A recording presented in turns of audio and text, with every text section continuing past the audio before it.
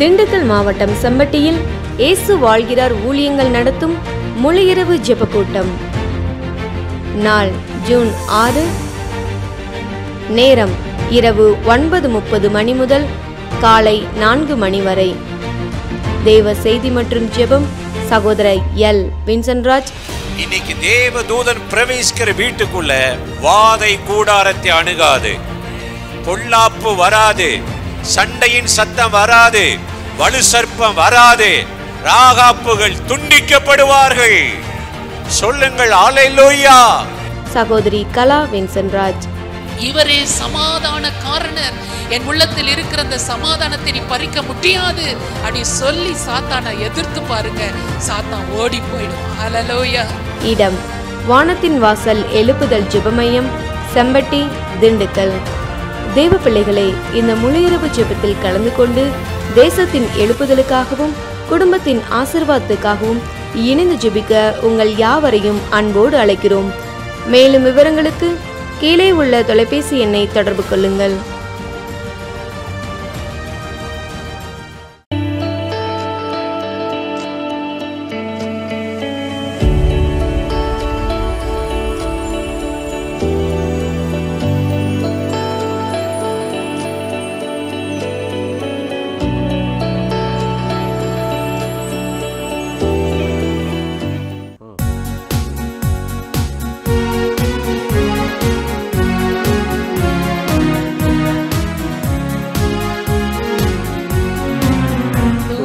பாடிட பாத்திரமே துங்கவன் இயேசுவின் நாமமதே.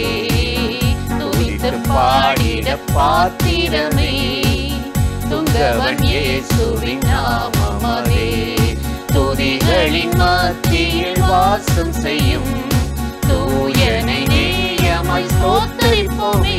அற்புதமே அவர் நடத்துதலே, ஆனந்தமே பரமானந்தமே. நன்றியால் உள்ளமே மிக பொங்கிடுமே நாம். அல்லேலூயா துதி சாற்றிடுவோம். நன்றியால் உள்ளமே மிக பொங்கிடுமே நாம். அல்லேலூயா துதி சாற்றிடுவோம்.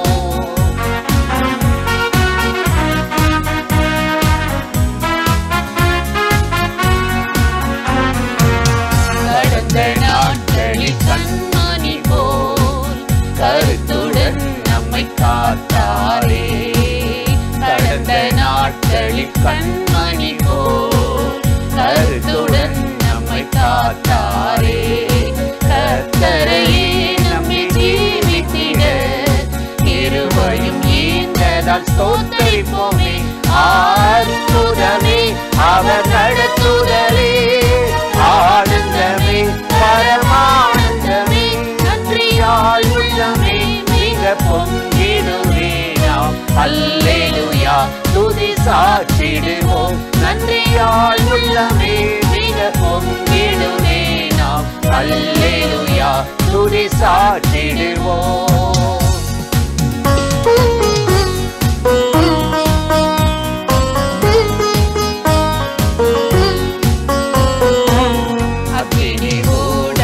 நடந்தாலும் ஆழியில் தண்ணீரை கடந்தாலும், அக்கினி ஊடாய் நடந்தாலும் ஆழியில் தண்ணீரை கடந்தாலும், சோதனையோ மிக பெருகினாலும் ஜெயம் நமக்கீந்ததம் ஸ்தோத்திரிப்போமே.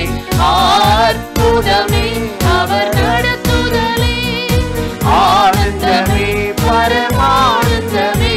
நன்றியால் உள்ளமே மிக பொங்கிடுமே நாம்.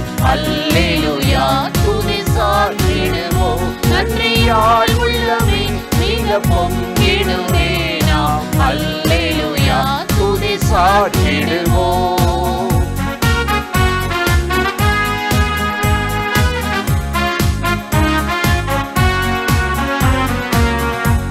வனாந்திர யாத்திரையில் இன்பரம் இயேசு நம்மோடிருப்பார். இந்த வனாந்திர யாத்திரையில் இன்பரம் இயேசு நம்மோடிருப்பார்.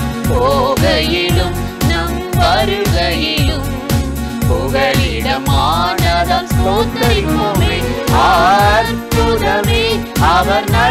ஆறுதலே ஆனந்தமே பரமானந்தமே நன்றியால் உள்ளமே மிக பொங்கிடுதே நாம் அல்லேலூயா துதி சாற்றிடுவோம் நன்றியால் உள்ளமே மிக பொங்கிடுதே நாம் அல்லேலூயா துதி சாற்றிடுவோம்.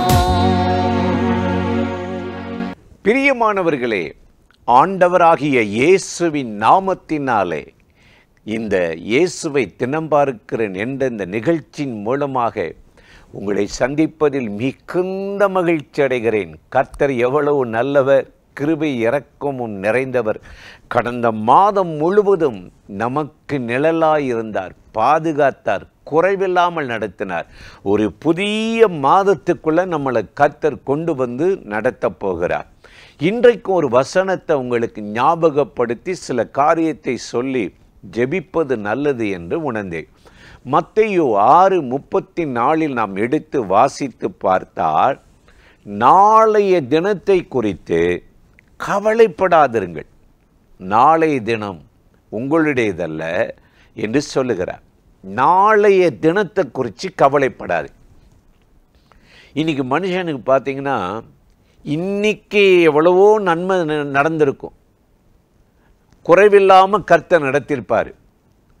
கடந்த நாட்களே அப்படித்தான் நமக்கு செய்திருப்பார். ஆனால் நம்ம மனம் என்ன சொல்லும், இன்றைக்கி நல்லா இருந்துச்சு, இன்றைக்கி ஓட்டிட்டேன், இன்றைக்கி சமாளிச்சிட்டேன், நாளைக்கு இந்த தேவையில்லாத கவலை, டென்ஷன், பயம் சாத்தான் கொண்டு வருவான். இன்றைக்கி உங்களை நடத்தின தேவன் நாளைக்கு நடத்துவாரா, நடத்த மாட்டாரா? அவர் சொல்கிறார் எபிரேயர் 13:8, அவர் நேற்றும் என்றும் நாளையும் மாறாதவர், என்றும் மாறாதவர். அப்படின்னா நாளைக்கு உங்களை அற்புதமாக நடத்துவார். சமீபத்தில் ஒரு சகோதரன் ஜெபம் பண்ண வந்திருந்தார். அவர் சொன்னார், என் பிள்ளைங்க 2 பொம்பளை பிள்ளைங்க பிரதர் அப்படின்னாரு. சரி, இப்போ பள்ளிக்கூடம் படிச்சுக்கிட்டு இருக்காங்க, அடுத்த வருஷம் காலேஜ் போகணும், ஃபீஸ் கட்டணும், படிக்க வைக்கணும், இன்னும் நகை சேர்க்கலை, அப்புறம் திருமணம் முடித்து கொடுக்கணும். அவர் அப்படியே ஒரு கலக்கம், பயம். நான் சொன்னேன், இதுவரையும் உங்களை கர்த்தர் நடத்தினார்ல? ஆமான்னு சொன்னார். ஏதாவது கடன் பட்டுட்டிங்களா, குறைவு இருந்துச்சா அப்படின்னு? இல்லை, கர்த்தர் இதுவரை நேர்த்தியாக நடத்தினார். இன்னைக்கு நடத்தின ஆண்டவர் நாளைக்கு உங்களை நடத்துவார். நான் அவரை பார்த்து சொன்னேன், நாளைக்கு உங்களை நடத்துவார், ஏன் கலங்குறீங்க, ஏன் தடுமாறுறீங்க, தைரியமாக இருங்க. ஆகவே தான் இயேசு சொல்லுகிறார், நாளைய தினத்தை குறித்து கவலைப்படாதீங்க. நாளைய தினத்தை குறித்து சாத்தான் உங்களுக்கு ஒரு பயத்தை கொண்டு வந்து தேவையில்லாத டென்ஷன், அன்னன்னைக்கு அதனுடைய பாடுகள் போதும். இயேசு சொல்கிறார்ல, இன்னைக்கு நடத்தினவர் நாளைக்கு நடத்துவேன் அப்படின்னு சொல்கிறார். வேதத்தில் நம்ம வாசித்து பார்த்தோம்னா, இஸ்ரவேல் ஜனங்கள் 40 வருஷம் அடிமைத்தனத்தில் இருந்தாங்க. இப்போ ஒரு வழியாக பார்வோன ஆண்டவர் அந்த ஆட்சியை உலுக்கி எடுத்து மண்ணை கவ வச்சு இப்போ வனாந்தரத்தில் அற்புதமாக நடத்துகிறார், ரொம்ப அற்புதமாக நடத்துகிறார். இப்போ யோர்தானை கடக்கணும். இதை பார்த்த உடனே ஜனங்களுக்கு பயம். செங்கடலே கடந்துட்டாங்க, கடலில் கடந்தாங்க, இப்போ ஆற கடக்கிறதுக்கு ஒரு பயம். அப்போ யோசுவா பார்த்து ஆண்டவர் சொல்கிறாரு, இவங்க நிறைய எதுக்கெடுத்தாலும் திட்டுறாங்க, குறை சொல்கிறாங்க, முறுமுறுக்கிறாங்க, கர்த்தருக்கு விரோதமாக பேசுகிறாங்க. இப்படி இருந்துட்டு நான் அற்புதம் செய்ய முடியாது. இன்றைக்கு அவங்கள பரிசுத்தப்படுத்தி நாளைக்கு நான் அற்புதம் செய்வேன்.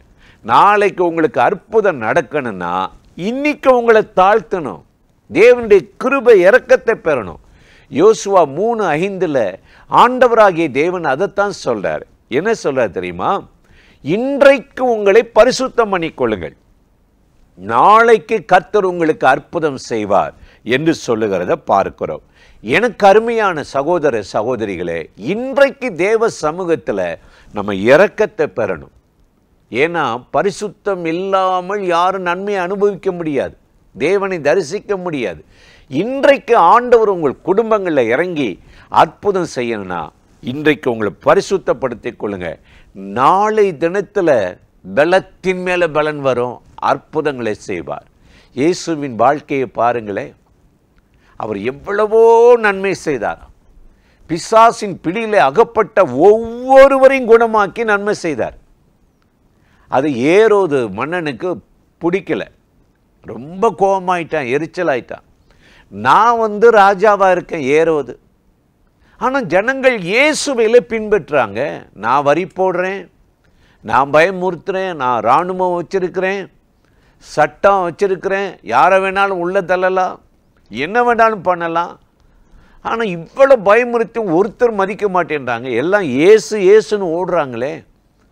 அதனால் அவனுடைய இராணுவ வீரரை ஆட்களை அனுப்பி மரியாதையாக இங்கேருந்து போயிரு, ஏரோது உம்மை கொல்ல தேடுகிறார், ஜனங்கள் உம்மை பின்பற்றது பிடிக்கல. அவங்க சொல்கிறாங்க, இயேசு ரொம்ப அருமையாக சொன்னாராம். லூக்கா 13ஆம் அதிகாரம் 32, 33 சொல்கிறாரு, ஏரோதுக்கு போய் சொல்லுங்க, அந்த குள்ள நரிக்கு சொல்லுங்க. என்ன சொன்னாராம்?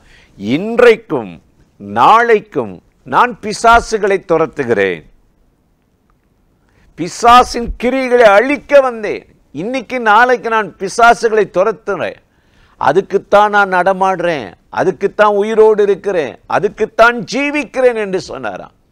எவ்வளோ ஒரு ஆச்சரியமான காரியம் இல்லை? யார் உங்களை பயமுறுத்துறா? எந்த காரியம் இந்த மாதம் உங்களை எப்படி சமாளிக்க போகிறேன் அப்படியே தலைக்கு மேலே நிற்கிது.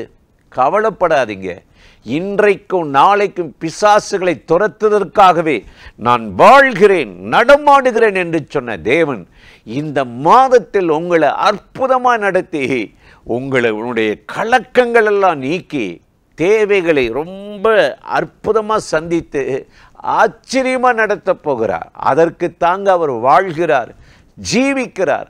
அதனால தான் அவர் சொல்கிறாரு, நாளைய தினத்தை குறித்து நீங்கள் கவலைப்படாதிருங்கள், அன்றன்றைக்கு அதனுடைய பாடுகள் போதும் என்று சொன்னார். இன்றைக்கு இந்த நிகழ்ச்சியில் இணைந்து இந்த காலையில் கர்த்தருடைய வார்த்தையை கேட்கிற என் அன்பு சகோதர சகோதரிகளே, இந்த நாளில் ஆண்டவராகிய தேவன் உங்களை அளவில்லாமல் ஆசீர்வதித்து சமாதானத்தோடு நடத்தி உங்களை உங்கள் குடும்பத்தையும் பாதுகாத்து நடத்துவார். அந்த தேவாதி தேவனை நோக்கி நாம் இப்பொழுது ஜெபிக்கலாமா?